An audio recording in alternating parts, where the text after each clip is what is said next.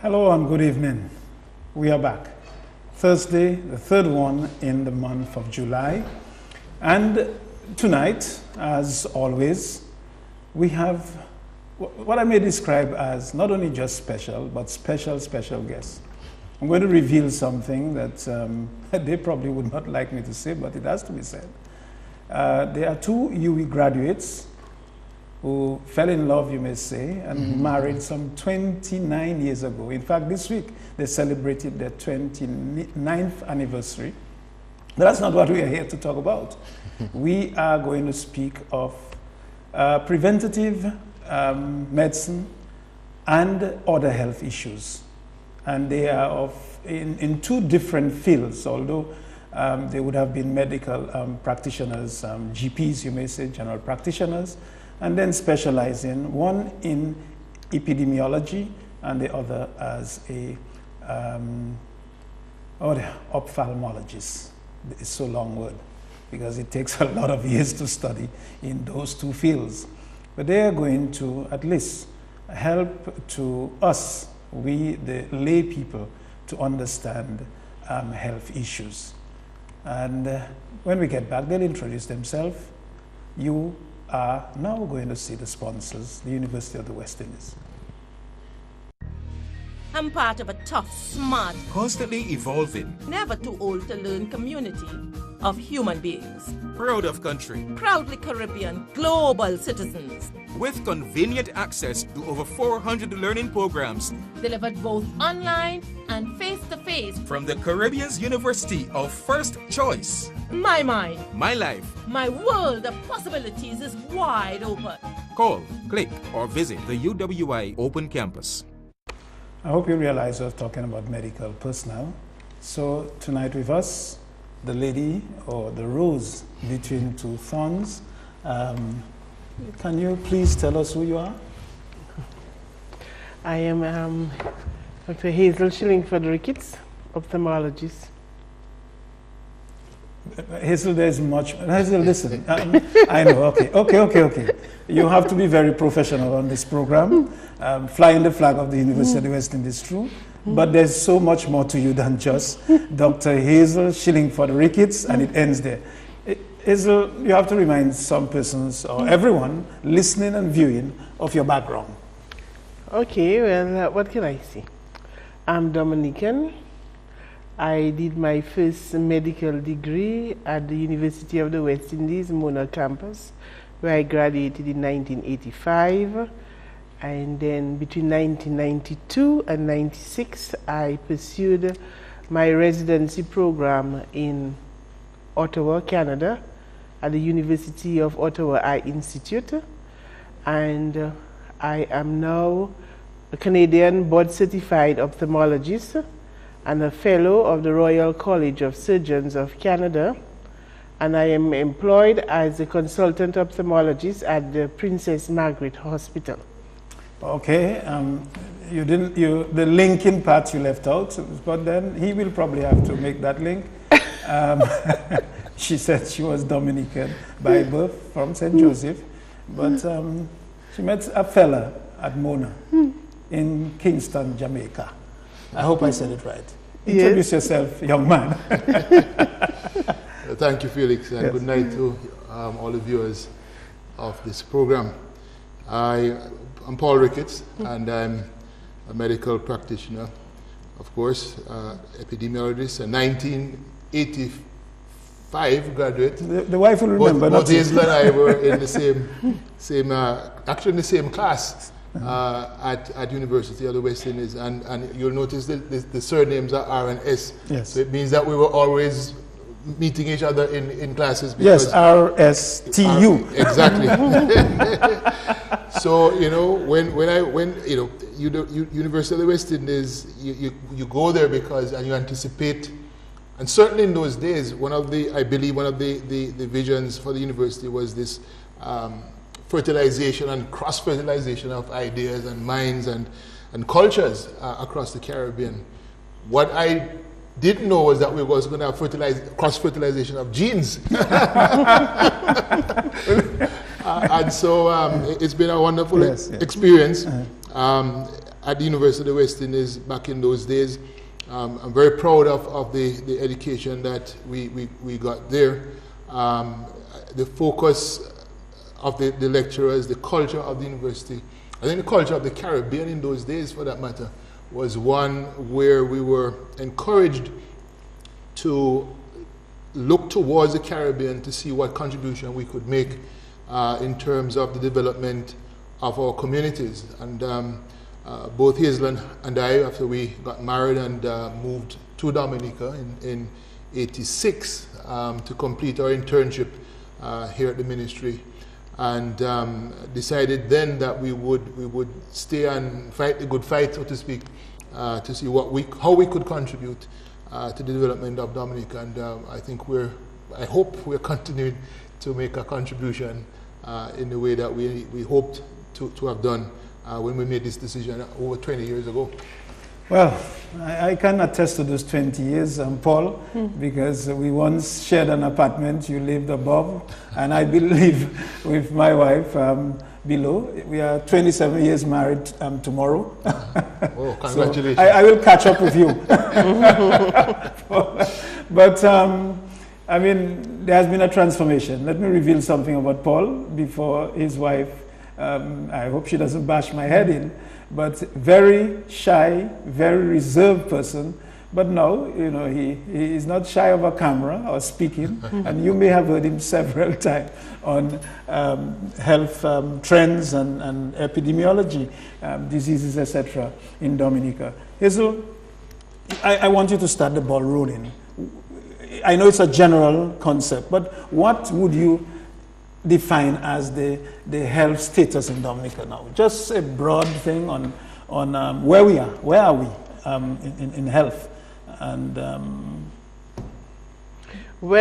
in Dominica, like most of the developing or even developed countries, we have moved away from infectious diseases as being our burden to the non-communicable diseases like hypertension, diabetes, and obesity, cancers. And so it has changed how we have to approach health. Not that we forget the infectious diseases, because they're always looking to come back. But so our approach has to change.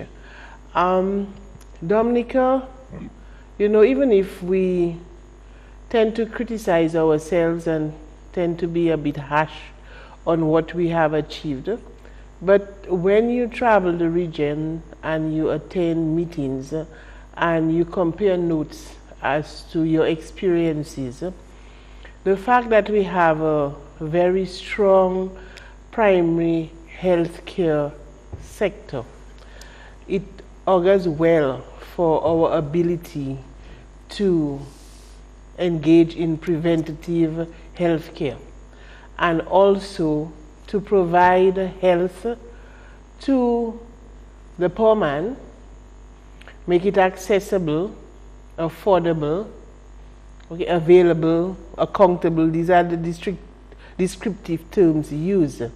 And so if you take a poor man in Dominica and you take a poor man in the United States, fortunately for us, our poor man in Dominica has a greater advantage of accessing health care. So this is a plus for us. Granted, health care does not only concern itself with preventative care, but you have curative and rehabilitative leg of the health spectrum. And so, whereas we have a strong primary health care sector, which can still be improved on, but you know, it's holding as well. But is that mainly preventative? Mainly it's curative too, because I mean that's where most of our patients with non-communicable diseases attend to have their health care. The secondary care, where we consider Princess Margaret Hospital, where it is delivered, it is doing the best it can with the resources available. But I mean, we do not have to fool ourselves. We know there are a number of other areas that we would like to have available to our patients or to the public. And so we need to look at our resources when we are looking at healthcare, especially in the secondary sector, namely your human resource, training them to provide the services based on what your burden of illness is, you know, is. And then also you need the resources for equipment. You hear the other day our CT scan was down for a while. You hear persons have to travel frequently overseas for MRI. And you hear difficulty with persons accessing care for cancers and other services like neurology, where neurosurgery, cardiology, heart problems, and so. But we have to look at our population, our resources, and see what we can support, because healthcare is expensive. I mean, the government has implemented policies to have healthcare free of charge for persons 18 and younger and 60 and older. And this is good because most of these persons do not have health insurance or resources to provide it, to pay for it. However, it is a heavy burden on the healthcare sector. And until we identify a constant source of income to support that type of policy, we are going to face frequent shortages or inadequacies in what we can provide. Okay, so there you have it. I wish there was room, for questioning, but let us hear the perspective of the specialist in epidemiology, that is Dr. Paul Ricketts.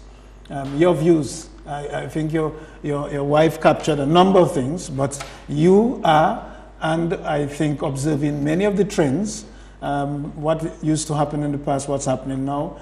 Dr. Ricketts, are we living up to the 21st century, or can we cope, as your wife said, with limited resources? Can we?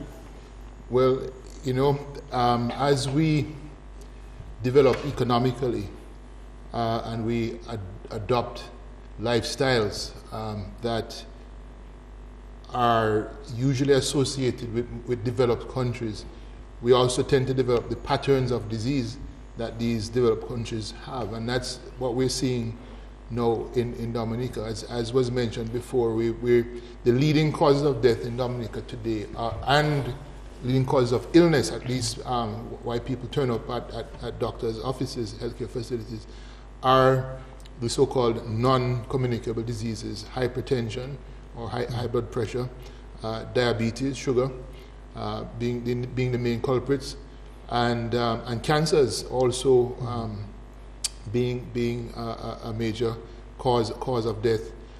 Prostate cancer, for example, is the leading cause of death for men in Dominica, period, and is the leading cause of cancer death in Dominica. And although prostate cancer is not necessarily a lifestyle issue, but when you look at something like diabetes, hypertension, these are clearly linked to how we live our lives, the diet. So the high calorie, high fat diet, the inactivity or relative inactivity. In the old days, you know, one of the things that we're blessed with in Dominica is mountains. So to go from point A to point B, usually you have to go up some hill or down the other side. And that action of just simply walking from point A to point B, although one would perhaps consider it, you know, something of an exertion, but in fact it was a good practice when we used to have to walk, you know, distances in Dominica, and the older people are benefiting from those days of having to walk, not having, you know, fast foods, and therefore basically eating fresh foods, fresh meat from the fish from the sea and so forth. And don't forget the cars and the sedentary lifestyle. Exactly. There's not as much television in those days as we have now. So our kids weren't, sitting for long hours playing computer games and watching television. So they were outdoors playing cricket, running around and so forth. So those lifestyles back then, although they were quote unquote simpler than the lifestyles we have now, they were actually setting us up for a much better quality of life and longevity of life, yes. As well.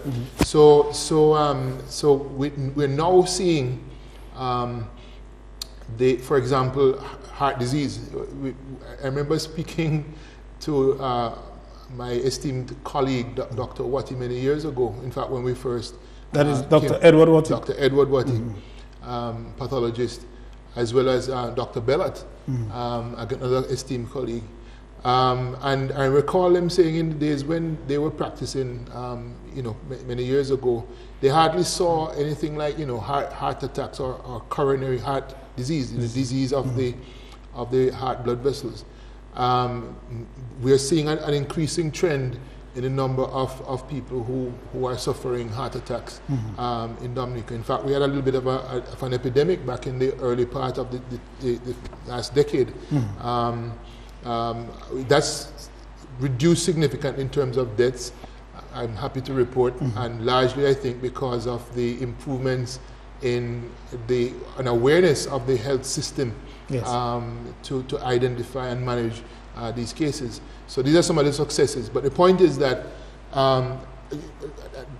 bowel cancer or colorectal cancer is another example. We're seeing a gradual increase. Again, speaking to Dr. Paul, our surgeon, I mean, he's doing a lot more of these surgeries relating to bowel cancer that we never used to see before. And again, bowel cancer is one of those cancers that's strongly linked to diet and lifestyle.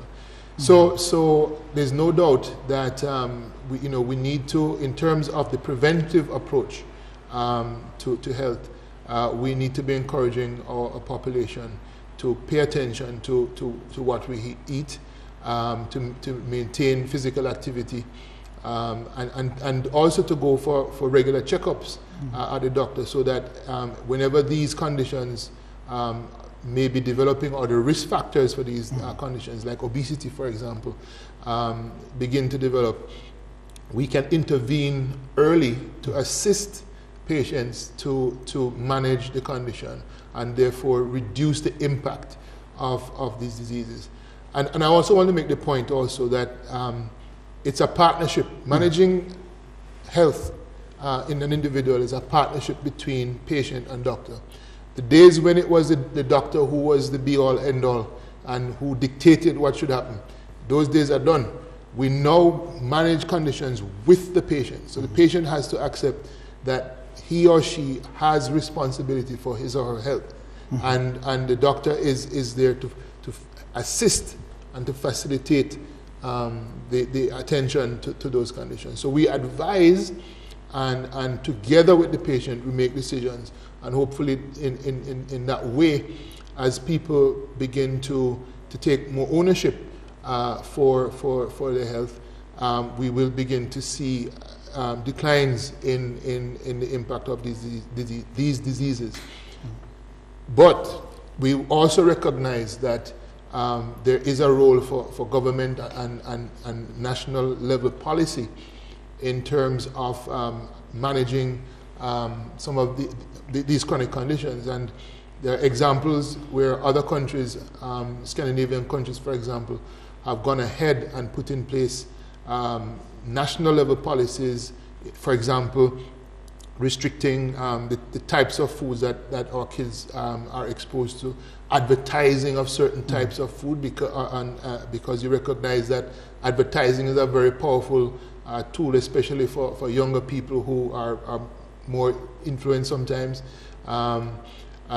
We have to assist the population to make the right choices, because at the end of the day, let's not fool ourselves. And actually, the Prime Minister made the comment at one of the launchings that we had for the National Health Policy, that if we don't address the chronic diseases, the non-communicable diseases now, the impact down the road is going to be so significant that it may wipe out any economic progress that we're making now. It's a very significant issue, very serious issue. And, but I think this is something that we can tackle together as a country, as a nation, both at the community, the health professionals, and the policymakers working together. We can do something about this. Okay, but I'm just playing devil's advocate in terms of government and the setting of policy. Probably government can have a policy to reduce the fast foods that we import and we feed our kids with. For example, even at schools, you give soft drink. We don't encourage drinking of local juices, etc. So Hazel, that's what I would like to ask you. Is it a human thing? That is, when you say to people, don't do, and then they do. Is that what we are faced with in part, in terms of lifestyle behavior? Well, so you say, don't smoke, kids will go for a cigarette. You say, don't eat, I'm not calling a particular brand of like KFC or something like this, but those fast foods, stay away from that, eat more fruits. But people then, the young people will tend towards, as Paul said, towards what is advertised, what is chic, what is hip, what is, 21st century, they may tell you. And we being old fashioned, you keep saying don't, instead of do. Yes? Well, I think it is a multifactorial problem. First of all, our people need to be educated. And we keep talking about the foods that we eat. Yes. But we do not have enough exposure in the media where persons are educated as to what exactly the food does to you. So you eat a piece of bread with butter and jam. How many calories have you taken in? How many calories do you need to survive for the day? And what type of calories, how many calories you get from different types of food? So unless we educate from our children up, so you need a 2,000 calorie diet for the day, and to get 2 ounces of dashing will give you X amount of calories. A glass of juice will give you X. We do not have that type of information out there in the face of our people. So they themselves cannot take a decision because they are not given, they are not empowered with that type of decision. Also, we have to look at availability. When you speak to patients about eating fresh foods, they tell you it is more expensive to consume fruits than to buy a soft drink. Also our concept of what we give our children, because we can afford more now. And if I recall the days when I went to school, for recess you had a sandwich with either cheese or peanut butter. You ate it, then you went to the sink, you had some water to drink, and that was your recess. And you continued. You did a lot of skipping. Right, well, I come into that. Skipping, running, playing hoop. Exactly. So you had recess time with just your little sandwich, and then you went to drink your water and you played. You played skip, you played hopscotch, all these activities. Throwing balls, what have you. And then you go back in the classroom. In the afternoon, you go home, you have either a mango or something to eat, or maybe a glass of lime juice and another sandwich or something so. And so when I look back, the consumption of calories we had as children was much less. I mean, children now, unless they have a flask with juice, you haven't given them a good, they don't feel they get a recess yet. And then in addition to their sandwich, you have to have the corn curls and the lollipops and so. So I think our whole concept of how we feed our children, because maybe we can afford a little more now, is actually doing more harm to them. And so we have to revisit. And so I would say, yes, we needed to empower our people. And I always tell you know, when I go to forums, we have to be more in the face of the public as to calories, counting calories. It's not a magic bullet. You have to work at it. It is a discipline that you have to take on board, but it also economically costs you less.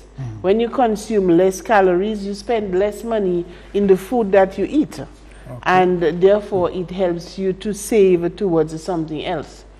Okay, Dr. Shillingford-Ricketts, you did say that the problem is multifactorial, not just what we eat. What I want to ask of Paul is there are other factors. For example, genetic makeup can influence our lifestyles, etc. We are predisposed, you may say, in some ways. But also, hasn't the chemical environment changed?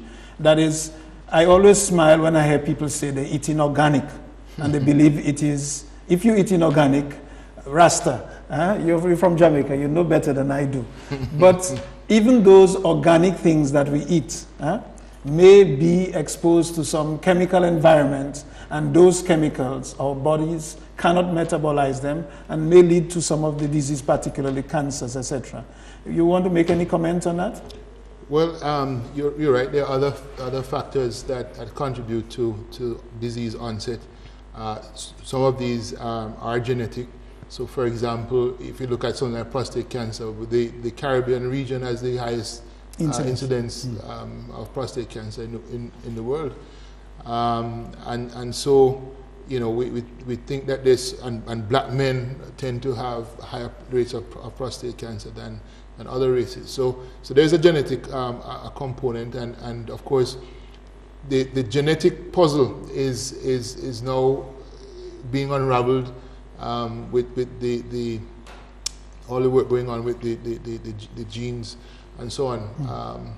And every day, you know, some new discovery is made about, you know, some gene linked to disease. We just found out that there's a gene now identified that's linked to obesity. This gene which assists in controlling your desire for fatty type foods and appetite and so on. So as we and again these have implications for treatments and therapies down the road. But also, when you put that in the context of environment, then we also recognize, you know, there's certain chemicals that we may come across, pesticides, for example, and there's some work going on just across the sea there in Martinique, where they're beginning to do work to link pesticide use in agriculture to the increasing incidence of certain cancers in the country. So there's no doubt that there's the many factors. Stress also is another big one, and so heart disease is well recognized to be linked to ongoing stress. The same factors that are good, a response in the body that are good for fight and flight, but if those are maintained for too long a period of time or too frequently, they actually can produce changes in the body that lead to heart disease, high blood pressure, and heart disease. And so that's why, again, you see all these high rates of stroke and heart attack and heart disease in countries whose societies function under a lot of stress all the time, on the go, etc., which is coming more common, more popular in the Caribbean as well. Okay, listen, these two lovebirds here are not here to scare you. They're giving you an education. As the wife said, let us take a break for sponsors, the University of the West Indies. I'm part of a tough, smart, Constantly evolving, never too old to learn community of human beings. proud of country, Proudly Caribbean, global citizens. with convenient access to over 400 learning programs Delivered both online and face-to-face. from the Caribbean's University of First Choice. My mind, My life. my world of possibilities is wide open. Call, click, or visit the UWI Open Campus. Dr. Hazel Ricketts, you stress education. You ask that Probably people should read more, people should know more, and there is the internet where you can find out so many things in very quick time. So it's a process of continual education. But there are also factors. I mean, I'm coming now to look at the medical field, where, I mean, I listen, say, to the radio, and there has been a famous, quote-unquote, Bush doctor, you may say. That's the best way to represent. He calls himself a scientist. I'm not criticizing anyone, but talking scientific fact. That is, I don't think persons should misguide the public by presenting themselves as witch doctors. That is, they have a cure for everything. I heard someone can give you some bushes and cure fibroids and all the rest of it there. And anybody who has a scientific background should know that that may not necessarily be accurate, but yet it is attractive.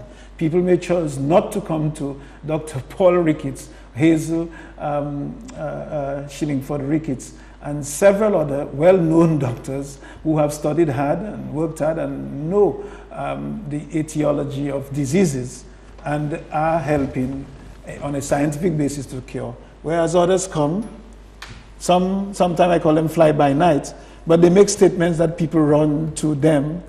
You would like to make any comment on that, Hazel? Well, you know, as Paul said earlier, everyone is responsible for their own health. So I, from my studies, know what is optimal for patients based on their conditions they present with. However, in the final analysis, they have to take a decision what they feel more comfortable with. And so if the message sent out by the Bush doctor is appealing to them, then they may choose that outcome. However, it may beg the question, is there a void out there that encourages these other persons, what we call them, the non-traditional health workers or allied health workers, to come in and fill that void? Maybe we as doctors are not doing enough to educate our public and give them the basic information that will allow them to understand the disease process and hence the treatments that we offer to them. And so I have seen patients who have ended up worse, and by the time they realize that they're not getting better and they come back to the medical doctor, they may have lost ground on their disease, and it may end up in loss of vision, as in the case for the eyes, or even in their life in case of their general health. But at the end of it, the patient is the one responsible, and the more information they have is the better equipped they are. And so you find these persons tend to thrive in communities where people are poorly informed or poorly educated. And this is a big problem we have in Dominica. And the problem may get worse, because I may ask Dr. Hazel Shillingford-Ricketts about, in her ophthalmology, did she ever study iridology? Is that the term that is used? Iridology. Someone looks at your eye as if looking into a camera, as I am now, and can tell you everything about your health. Is that possible, Dr. Ricketts? Well, really, the iridology, the term iridology, or the study of iridology, I only became aware of it just recently. Oh, you did? Well, yes. And you an ophthalmologist? You deal with the eye, don't you? Never in my 4 years of studies as an ophthalmologist have I ever come across that term, iridology. Iridology. I only learned about it in Dominica on the radio when these people trained in that area presented themselves. And I can tell you, in our study of ophthalmology, you have to go back to the basic sciences, and there are many mornings we had to turn up to the anatomy lab at 5 o'clock in the morning and you have to dissect the eye of the cadavers, and you dissect every nerve, every muscle from the eyeball, go right back into the brain where they originate. And I have never come across any anatomical connection between the eye and the colon or your foot to allow you to look in the eye and to be able to tell you what is happening in your bowel or your lungs. So I don't know what scientific information or link that they use. Yes. I may be ignorant of it, and maybe I may have to read more into it, but based on my training, I am yet from a scientific point of view, being able to give credibility to the claims that are made by the persons who present themselves. So it's almost like the song, knock 3 times on the ceiling if you want to be. That is, wink once or twice, and I can tell you what's happening in your colon through your eyes. Well, that is science in a different way. But here it is, an ophthalmologist, many years of study, just recently heard about iridology. Dr. Paul Ricketts, you are one scientifically looking at the trends in diseases here in Dominica. Are we making progress, or is it becoming an arduous battle to fight against? I know the non-communicable diseases, there are still other those infections, because I think last year, we were really concerned about leptospirosis. So we have to guard ourselves against those common things, and TB, etc. I don't necessarily want to dwell on that. But where are we in the battle? But before we get into that, though, yes. I want to return to the question of education and information, and use of the media, because just today, actually, I had a revelation, really, because we had, the Ministry of Health had an activity earlier this week. It was to do with raising awareness about cervical cancer. Oh, yes. And we had a number of presentations. And testimonials. And testimonials, right? So Yes, you're aware of it. Good. I follow. Good. Well, I want to live long, you know. Very good. And you want your female members of the family to live long too. Very well. Yes.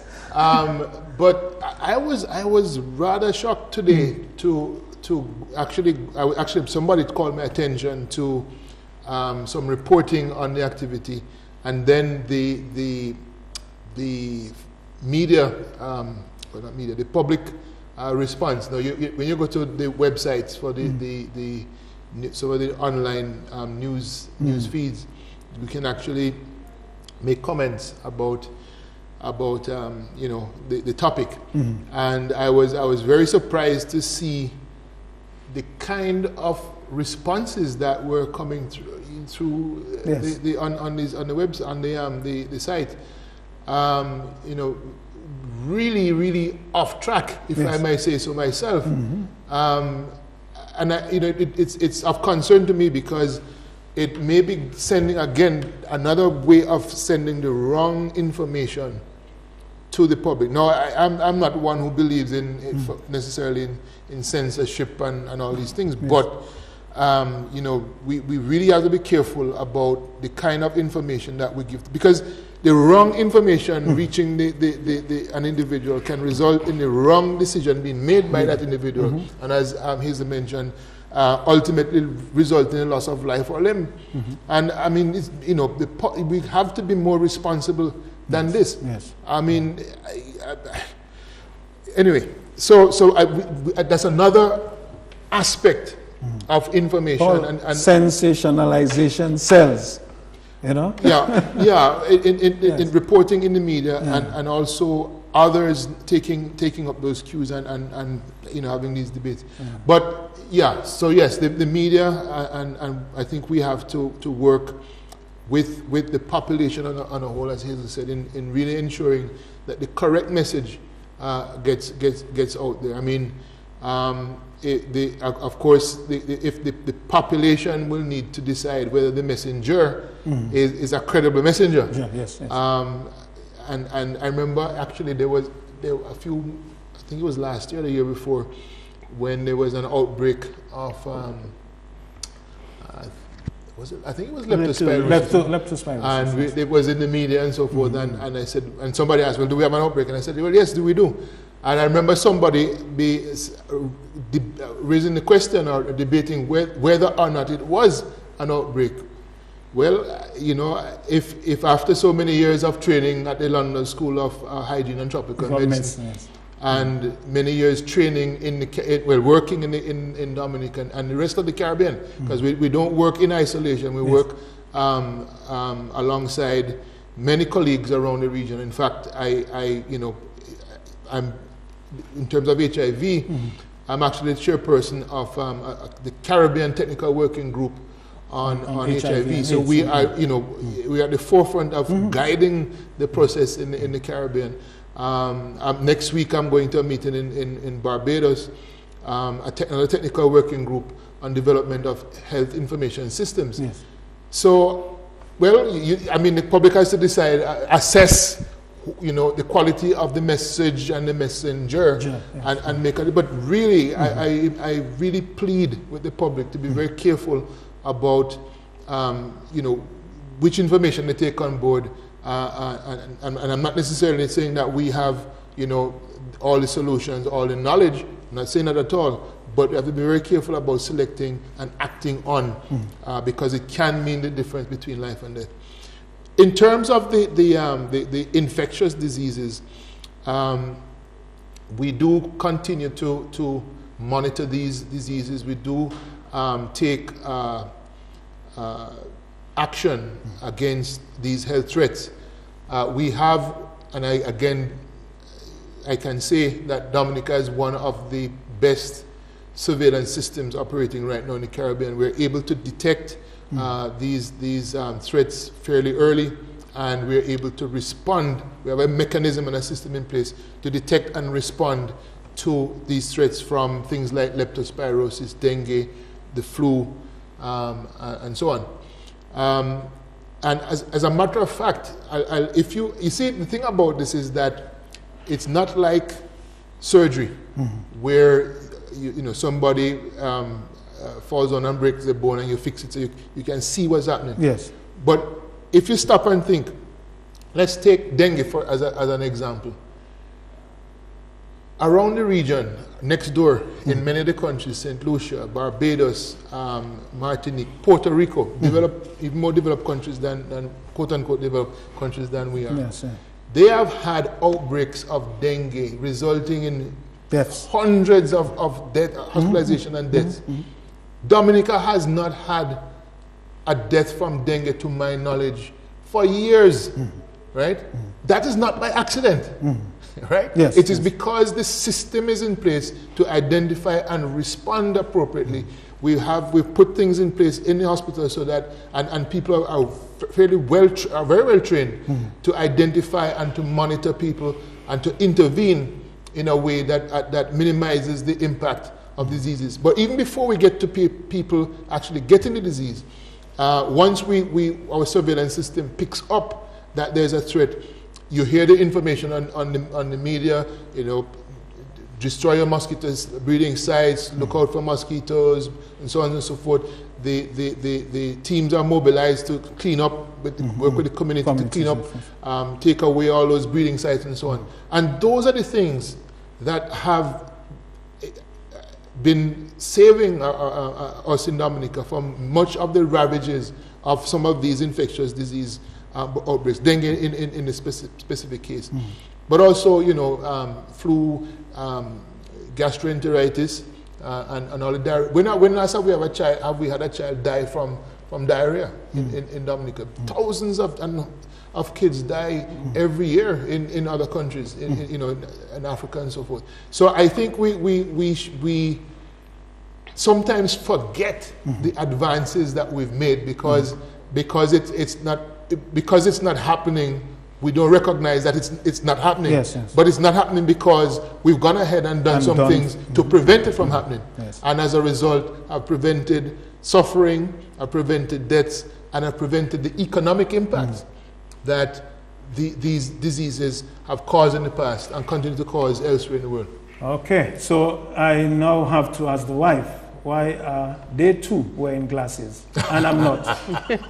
So let's talk about eye care and eye health. Well, Starting with you and your husband. well, it's an aging. You know I do use them for reading. Yes. So don't reveal that to the public. Yes, Let's I talk have about to. I have to. Yes, yeah. I mean, as you get older, matter of fact, most of the eye diseases occur in persons over the age of 50. Some of them are what we call physiological, which is just a natural process of aging. So the need for glasses, when you reach age 40, your lens in the eye cannot change its thickness to allow you to focus on near. So you have to use glasses to help you. So this is a physiological change. And as the hardening process of the lens continues as you get older, you develop what is called cataracts. And it can actually then reduce your vision to the point where glasses no longer helps you to see better, and you have to resort to having surgery. And cataract is actually the leading cause of reversible blindness in the world. So if everybody lives long enough, they get cataracts. And if it affects their vision bad enough, they need surgery. We found that as persons live longer and the population increases, then the burden of blindness has increased significantly to the point where it is actually now causing an economic threat to countries. And it is a public health issue that has been addressed. And you have two main organizations, the World Health Organization and the International Agency for the Prevention of Blindness, got together to address this problem. And in the late 90s, they developed an initiative called the Right to Sight. And this initiative objective is to eliminate all preventable causes of blindness by the year 2020. As a result of that, you can deduce that there are causes that are preventable and causes that are irreversible or not preventable. But about 80% of causes can be prevented. And so this is a big load that will be removed. Now you understand, if one goes blind, then it affects their economic activity, it affects their ability for education, and so it has impact on their lives and increase their poverty. And we found over 80% of blind persons live in the developing or in poor countries, or they live in poverty.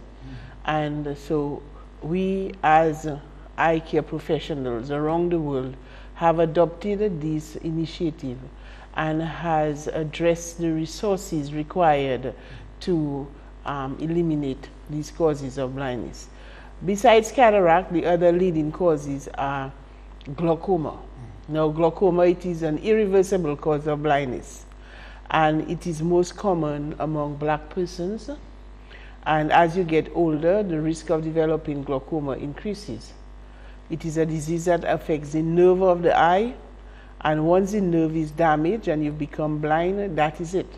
So it is important it is detected early and measures are put in place to prevent it from progressing. And for glaucoma, it is lowering the eye pressure. We also have diabetic retinopathy. As a matter of fact, they are now projecting that diabetic retinopathy may be the leading cause of blindness sooner or later.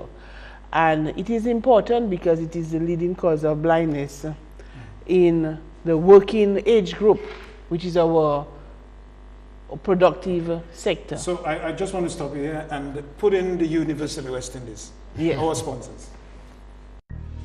I'm part of a tough, smart, Constantly evolving. never too old to learn community of human beings. Proud of country. Proudly Caribbean global citizens. With convenient access to over 400 learning programs. Delivered both online and face-to-face. From the Caribbean's University of First Choice. My mind. My life. My world of possibilities is wide open. Call, click, or visit the UWI Open Campus. I think when we begin, you both medical doctors said that it would be an education, and for me too, and those viewing and listening, I hope all TV stations in Dominica, and if there is streaming mapping, it should be seen over the world. That is what is being produced by the University of the West Indies Open Campus Dominica site, and I hope everyone is glued because it concerns you. You heard that. I am approaching my youth, so there isn't much fear in me about those that Dr. Shillingford-Ricketts mentioned in terms of as you grow older, then the sight goes. So you see that. I use it occasionally to read, but I can see very well, near and far. But that is interesting stuff. You were talking before we left off about the different things. You speak of diabetic retinopathy. So let's have a little more education on that. Okay. So diabetic retinopathy is how diabetes affects the eye.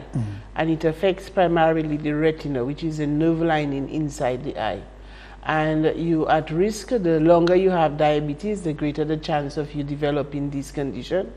If your blood sugar is not well controlled, if your blood pressure is not well controlled, and if your cholesterol is elevated, all these are risk factors that predispose you to develop diabetic retinopathy.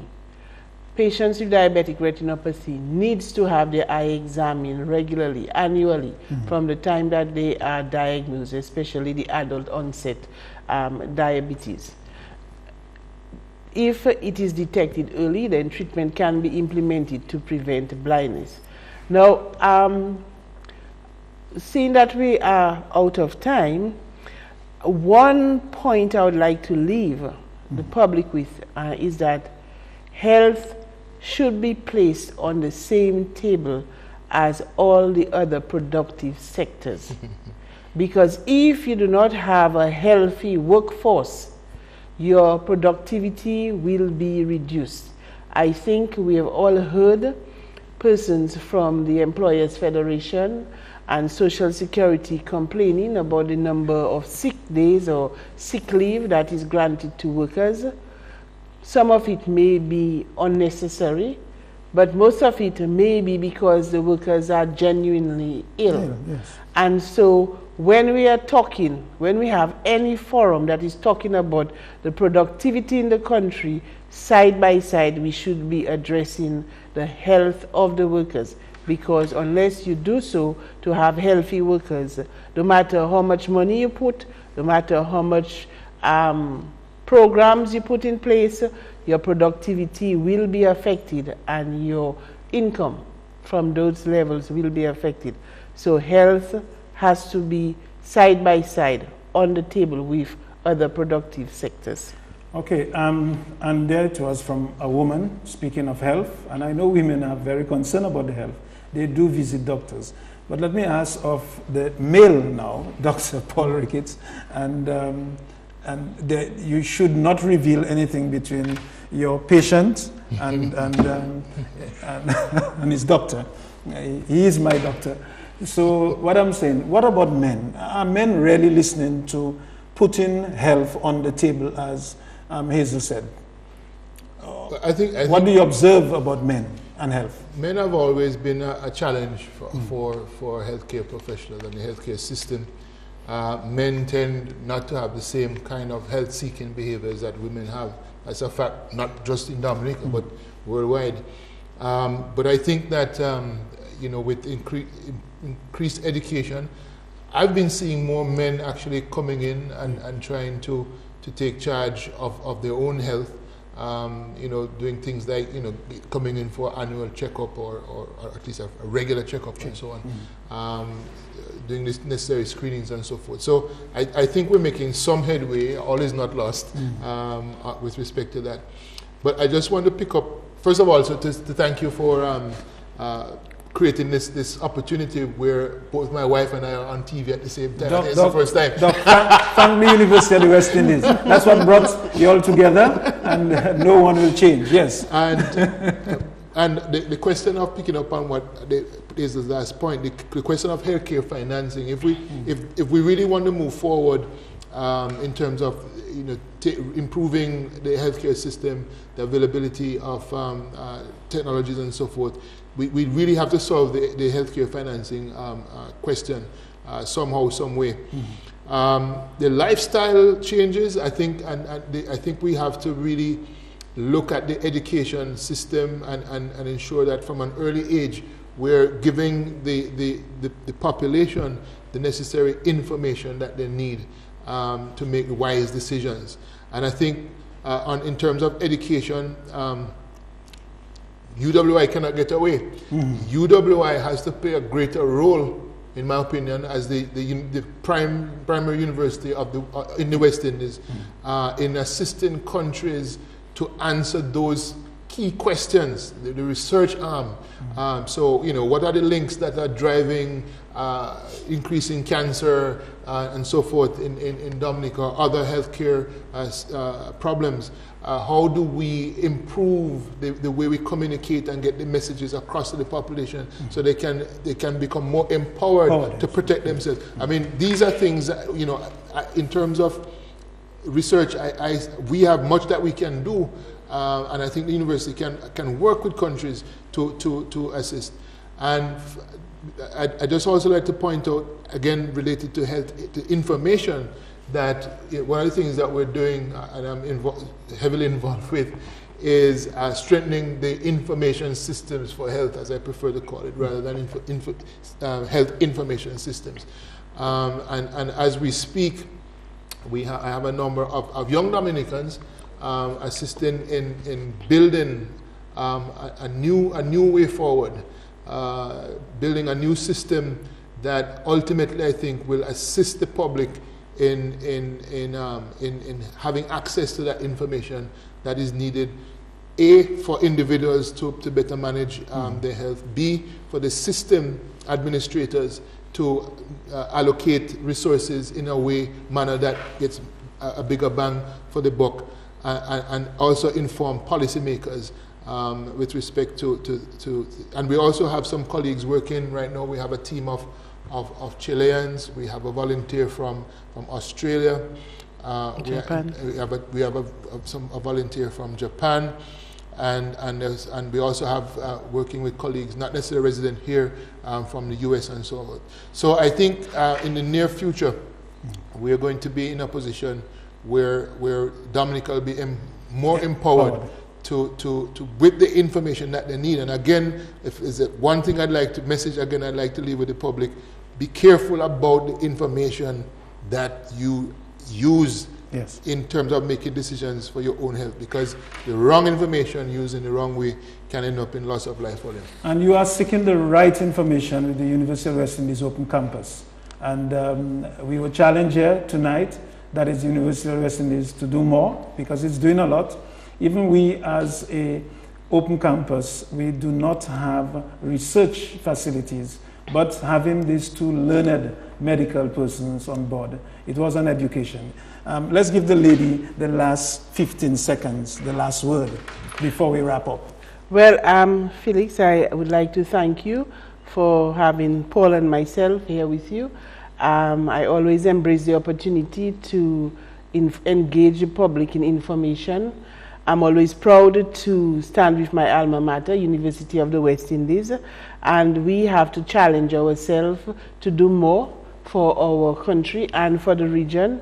And I think our future rests with regional unity, so that in numbers we can empower ourselves.